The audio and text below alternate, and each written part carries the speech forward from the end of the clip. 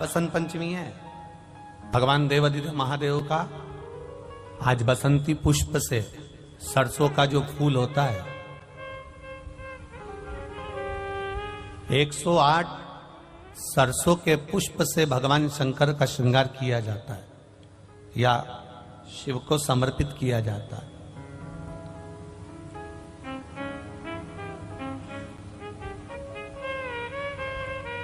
अगर डॉक्टर बोल भी देता है कि ऐसा लग रहा है कि कोई बड़ी बीमारी आने वाली है, शरीर में कोई ऐसा रोग आने वाला है कि ये बहुत बड़ा रहेगा, हम उनको हमेशा कहते आए हैं कि प्रयास करना कि बसंत पंचमी के दिन सरसों के फूल 108 शंकर भगवान को चढ़ जाएं, उसके बाद जांच करवाना प्रारंभ करो, बड़ी बीमारी नहीं आएगी, बाबा उसको टाल ही देगा। उसका नाम महामृत्युंजय है, उसका नाम ही महामृत्युंजय। और हमने पहले भी बैतुल की कथा में कहा था कि सरसों का जो पुष्प होता है, कोई आप कार्य करने के लिए जा रहे हो, कोई ठेकेदारी करने के लिए जा रहे हो, उसमें भी सरसों का पुष्प देवादिदेव महादेव के लिए बहुत प्रबल होता है, बहुत प्रबल। पंचमी के दिन जो बच्चा पढ़ने में कमजोर होता है उसके हाथ से सरसों के 31 फूल शंकर जी को चढ़ा दिए जाते हैं तो बच्चा पढ़ने में अव्वल निकल जाता है। उसके बच्चे को कभी नहीं कह सकते कि पढ़ने बैठ, वो खुद बैठेगा। और बाकी के सरसों के फूल आपको मालूम है कि रोग मुक्ति के लिए तो होते ही हैं, ये तो आपको पहले भी वर्णन किया महाराज कि जब कोई एकदम रोग आ जाए और डॉक्टर एकदम बोल दे कि ये रोग भारी आ गया है और इसकी जांचें जाएंगी और फिर ये कुछ भी हो सकता है, तो क्या करा जाता था कि 108 सरसों के फूल लाकर तुरंत शंकर भगवान को चढ़ाए जाते थे महाराज। तो चढ़ाने के बाद में रिपोर्ट अच्छी आती है, ऐसा नियम है। कहीं ठेका, कोई ठेकेदारी करते हैं ना, जो ठेका भरते हैं कि भाई मेरा टेंडर आना चाहिए, मेरा ये काम होना चाहिए, मेरी मल्टी बनना चाहिए, या मेरा ये काम के लिए जा रहा हूं, ये काम फतेह होना चाहिए, उसके सबके हाथ पैर जोड़ने से अच्छा एक काम करो, बस 108 सरसों के फूल उठाओ, शंकर जी का उद्धतेश्वर महादेव का नाम लिखो और छोड़ दो, शिव जी के ऊपर एक एक कर चढ़ा दो, वो ठेका तुम्हें ही मिलेगा, वो काम तुम्हारे पास ही आए। हम बच्चों से कहना चाहेंगे, छोटे छोटे बच्चों से, आप माता सरस्वती की आराधना करा करो। मेरे बच्चों से निवेदन है, कभी जिंदगी में अगर मौका मिल जाए और सरसों के फूल यदि आपके जीवन में आपको कहीं से प्राप्त हो जाए, सरसों के फूल जानते हो ना, पीला कलर का होता है सरसों का फूल, आप प्रयास करो सरसों का फूल। जिस दिन माता सरस्वती का, मेरी बागेश्वरी का जिस दिन प्रागट्य उत्सव हो बसंत पंचमी का, उस समय पर माता सरस्वती का स्मरण कर कर वो सरसों का फूल आप देवादिदेव महादेव को चढ़ाइए। जैसे माता सरस्वती को ज्ञान दिया था वैसा मेरा महादेव आपको भी ज्ञान दे। वो सरसों का फूल आप देवादिदेव महादेव को समर्पित, केवल आज बसंत पंचमी का दिन, एक ही दिन शिव को प्रिय है पुष्प में आंक का पुष्प, जो आंकड़े का पुष्प होता है शंकर को बड़ा प्रिय है। और दूसरे नंबर पर शंकर को प्रिय है शमी का पुष्प, बहुत ध्यान देना महाराज। तीसरे नंबर पर शंकर को प्रिय है महाराज सरसों का पुष्प। सरसों होती है ना, जो राई अपन बोते हैं, सरसों बोते हैं, उसमें पीले कलर का जो पुष्प लगता है। हमारा तो निवेदन रहता है जब तक सरसों आए तो प्रयास करा करो कि सरसों के 108 पुष्प शंकर भगवान पर चढ़ाना प्रारंभ कर दो। महाराज ये पक्का है कि वर्ष भर कोई बड़ी बीमारी आपको घेर नहीं सकती अगर सरसों के फूल शिव को चढ़ रहे हैं तो। और प्रयास करना कि सरसों का जो पुष्प होता है, सरसों का जो फूल होता है महाराज, अगर कोई व्यक्ति को किडनी या लीवर से जुड़ी हुई कोई तकलीफ होती है या किसी व्यक्ति का एक्सीडेंट हो गया होता है और उसका कोई अंग रह गया हो, कोई शरीर का कोई भाग रह गया और वो काम नहीं कर रहा हो, जैसे किसी के पांव रह जाते हैं एक्सीडेंट के बाद, किसी का हाथ रह जाता है, या कोई अंग काम नहीं कर रहा हो, वहां ब्लड पहुंच नहीं रहा हो, वो जगह एकदम सुन्न हो गई हो, खाली पड़ गई हो, तो उसके लिए शिव महापुराण की कथा कहती है कि सरसों के पुष्प 11 शंकर जी के राइट भाग में, जहां शिव जी के गण दरवाजे के द्वारपाल मणिभद्र जिस जगह पर निवास करते हैं, कौन निवास करते हैं? मणिभद्र। शंकर जी के दरवाजे के द्वारपाल हैं मणिभद्र जी। तो मणिभद्र दरवाजे के द्वारपाल में राइट भाग में मणिभद्र जी विराजते हैं। मतलब राइट भाग कौन सा हुआ? जब आप मंदिर से बाहर निकलेंगे तो राइट भाग, मंदिर में प्रवेश करेंगे जब राइट नहीं होना चाहिए, आप मंदिर से जब जाएं तो राइट भाग। मतलब आप मंदिर से राइट से जाएंगे तो शंकर जी का भी राइट हो जाएगा, क्योंकि शिव जी ऐसे बैठे हैं तो शंकर जी का भी राइट हो गया, देवता उनका भी राइट हो गया।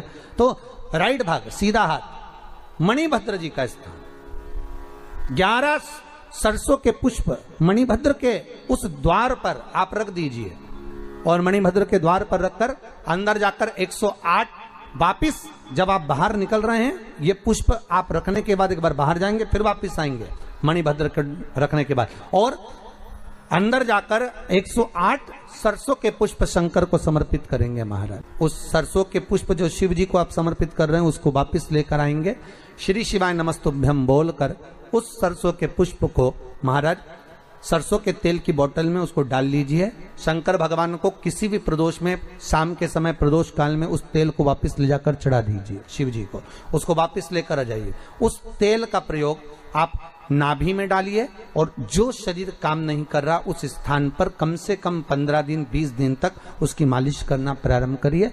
बाबा चाहेगा तो चलाने का प्रयास कर देगा, और वो अंग, वो शरीर काम करने लगेगा। मणिभद्र का स्मरण, श्री शिवाय नमस्तुभ्यम, सब बोलिए एक बार जमकर, श्री, अरे पहले बोल दिया, हमारे साथ तो बोलो, श्री शिवाय नमस्तुभ्यम। भगवान शिव के मंत्र का स्मरण कर कर करते सरसों का जो पुष्प है उसमें आनंद की अनुभूति है, आनंद की अनुभूति। सरस्वती जी का एक नाम शारदा है। क्या नाम है? जम के बोलिए जरा, शारदा।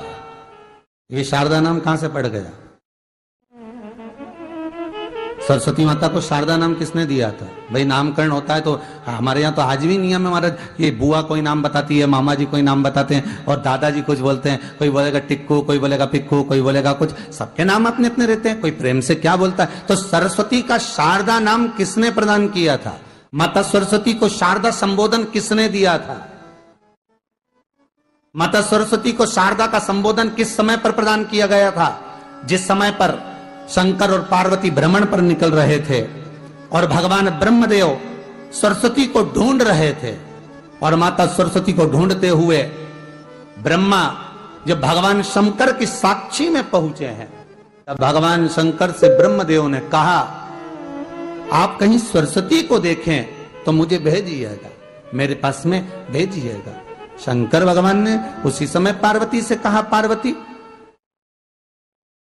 जैसे एक स्त्री जो पतिव्रता धर्म का पालन करने वाली है, एक नारी पतिव्रता धर्म का पालन करने वाली होती है, पति को परमेश्वर मानने वाली होती है, पति के चरणों का रसतत्व ग्रहण करने वाली होती है, तो वो पर पुरुष का स्मरण नहीं करती।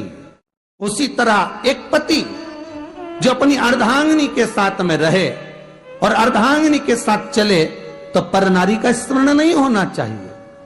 तो एक काम करो पार्वती, तुम उस सरस्वती को बुलाना प्रारंभ करो। अब पार्वती जी ने कहा, सरस्वती तो मेरी बहन जैसी है, सरस्वती तो मेरी सखी जैसी है, अब मैं उसको अगर बुलाऊं, आवाज दूं, अच्छा नहीं लगेगा। तो माता पार्वती जब ढूंढते ढूंढते ढूंढते ढूंढते शंकर भगवान के साथ में भ्रमण करती करती पहुंची, तो क्या देखती हैं माता पार्वती कि एक सरोवर के पास में माता सरस्वती बैठकर सरोवर में अपना मुखाग्रविंद देख रही थी। श्वेत वस्त्र था मेरा माँ का, और बड़ी सुंदर गले में माला पहन रखी थी माता सरस्वती ने, और एक सरोवर में माता सरस्वती अपने मुख को जब निहार रही हैं, उस दर्पण के भाव में अपने प्रतिबिंब को देख रही हैं, तब उस समय पर माता पार्वती ने कहा, शारदा, सरस्वती को लगा कि मेरा संबोधन ये किसने कहा, पलट कर देखा। सरस्वती ने कहा, पार्वती तुम? हाँ, मैंने तेरा जो दर्पण में प्रतिबिंब देखा है, तेरा स्वरूप देखा, पर तू इतनी सुंदर है, इतनी सुंदर है, पर तेरा जल में जो स्वरूप देखा ना, वो नीला दिखाई दिया, थोड़ा सा श्याम दिखाई दिया, इसलिए मैंने तुझे शारदा कह दिया। आज भी हमारे मध्य प्रदेश के कटनी और सतना के बीच में महिया